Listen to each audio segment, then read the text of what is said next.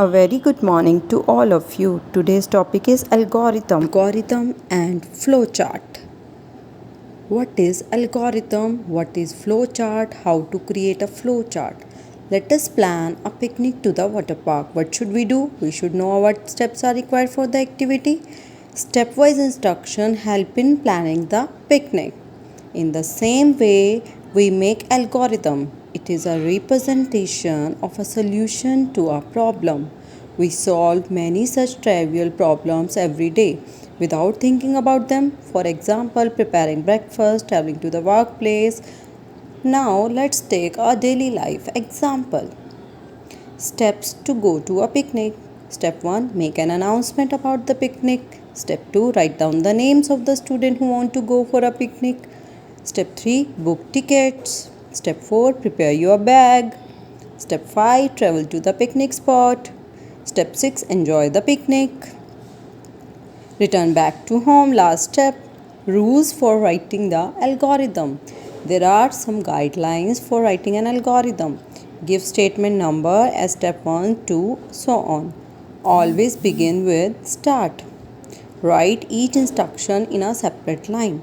Write the function of each statement. Write stop at the end of algorithm. Example, a recipe to make tomato soup. Start, collect all ingredients, wash and cut tomatoes into quarters. After that, step 4, wash other vegetables and cut into pieces. Step 5, fry and cook vegetables for 2 or 4 minutes. Step 6, remove the pan from flame, blend tomatoes in a mixer, pass it through a sieve or strainer. This is the steps we have to follow to make a tomato soup. At last, boil 2-3 cups water and add to the vegetables. Step 8, add tomato puree and add spices to make it tasty. Remove from flame and serve it. Stop. This is the steps. Now another example to make butter toast. First step, start. Second, cut one slice from the end of the loaf of bread. Third, put the slice of bread in a toaster. Step 4, turn toaster on. Step 5, wait for toaster to finish. Step 6, put toasted bread on a plate. Spread butter on toast. Next step. At last, stop. So, in the same way, algorithms are often broken down into smaller chunks called subroutines and subprocedures. This is done so that it becomes easier to read. Then parts of the algorithm can be reused. We can define algorithm is a set or list of instructions for carrying out some processes step by step. Write an algorithm to multiply two numbers. First step, start. Next, input number. Next, input number 2. Next, multiply these two numbers. Next, print the result. Last, stop. To solve any problem, you have to follow the steps in a particular sequence. You need to write programs in computer language to enable the computer to solve any problem. One needs to develop an algorithm before writing a computer program to solve a problem. What are the advantages of algorithm? There are so many advantages of writing algorithms. It is very useful in solving problems. Some of these advantages are as follows. They are easy to understand. They are easy to implement, right? They describe the steps that should be taken to solve a problem. They help eliminate any logical errors. They are independent of any computer language. Now, what is flowchart? This is very easy to understand diagram showing how steps in a process fit together. This makes useful tools for communicating how processes work, how a particular job is done. What are the advantages? It is usually much easier to draw a flowchart of a problem than to write a program directly. Flowcharts are an important aid in the development of algorithm itself.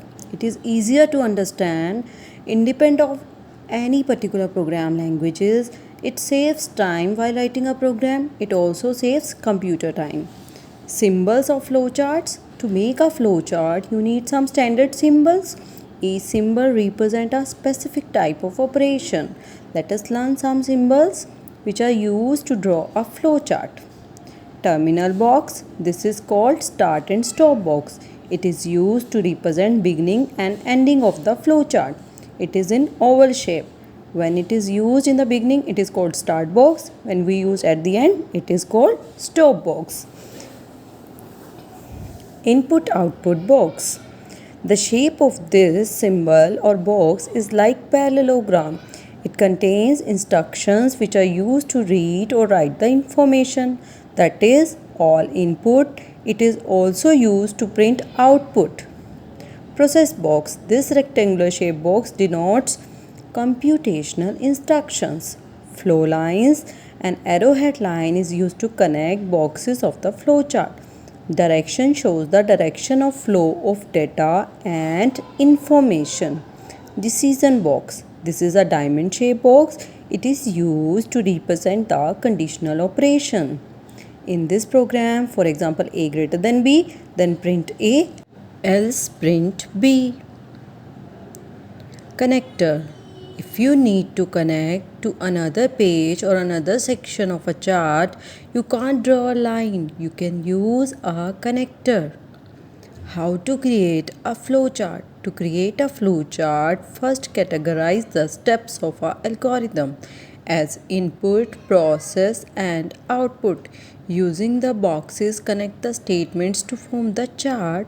For example, to add the two numbers, the algorithm and flowchart as follows. Start.